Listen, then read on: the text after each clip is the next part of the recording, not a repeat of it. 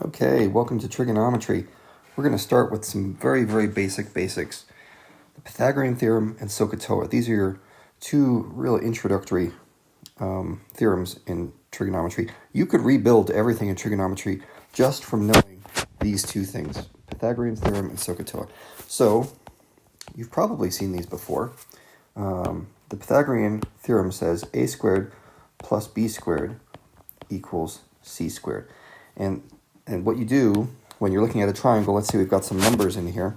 I'm just going to make some stuff up here. Let's say the hypotenuse was 10, and let's say this side over here is 7. What is A? Well, what you would do in this example is you would substitute in the numbers you know, and don't do anything to the one you don't know, that A squared. That's just going to stay there. So A squared plus 7 squared equals 10 squared. And then you just follow through the algebra, and you'll solve it. 49... 100, this is where it's good to know your multiplication tables. And what you get in the end is A equals the square root of 51. So it's very common when you're doing triangles, particularly right triangles, to have these square roots in them because it's a natural consequence of Pythagorean's theorem. You're going to be taking the square root of things. So that's that part. Now, SOHCAHTOA is also extremely important. And what I've written here are some basic rules defining three functions.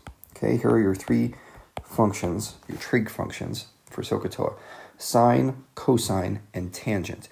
And I want to just make a very clear point here. What I am not saying, right, this is not saying sine times that angle. That's not it. This is sine of an angle. Much like we would say f of x, right? When we say f of x, it's not f times x. It's a function of x. And these trig functions work in the same way as we're used to with f. So we think sine of an angle, cosine of an angle, and so on. Now what this part means over here, this tells you the ratio of legs of the triangle to do. Well, not always legs, sometimes it's the hypotenuse too. So we'll just start with this example right here. Let's start with that and say, what is the sine of b, right? This angle b right here. So I think to myself, okay, what is opposite b? Okay, so opposite is as far away as you can get. That's the opposite over there. So I would say sine of b equals AC. Okay, right? AC is that line that goes between points A and C. And the hypotenuse is AB. So we would say sine of b equals the ratio of this side over the hypotenuse. And likewise, cosine of b would be the adjacent side, that's BC, over AB, and tangent of b equals opposite, that's AC, over adjacent, that's BC. Okay?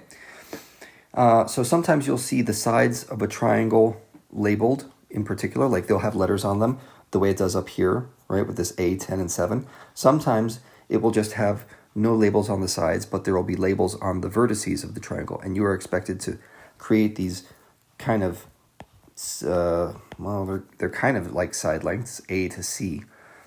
So you just take this idea defined here, and you apply it to whatever picture you're given. Now there are three more trig functions that I want to go over, and this will be the last part. Cosecant of an angle is just 1 over sine of an angle. And it's not 1 over sine times the angle. It's 1 divided by sine of the angle. Okay, cosecant is just the inverse operation of sine. And I actually should rephrase that. It's the reciprocal operation, okay? It's 1 divided by. Secant is 1 divided by cosine. And cotangent is 1 divided by tangent. Now, I personally have a very easy time remembering cotangent because it sounds like tangent. But with these guys, secant and cosecant, people get them mixed up all the time. You just have to remember, it's like the S and the C switched, right? C goes to S. Whatever dumb trick you can come up with to remember this, that's fine with me. Just don't get them mixed up. Secant does not go to sine, and cosecant doesn't go to cosine. It's the other way around.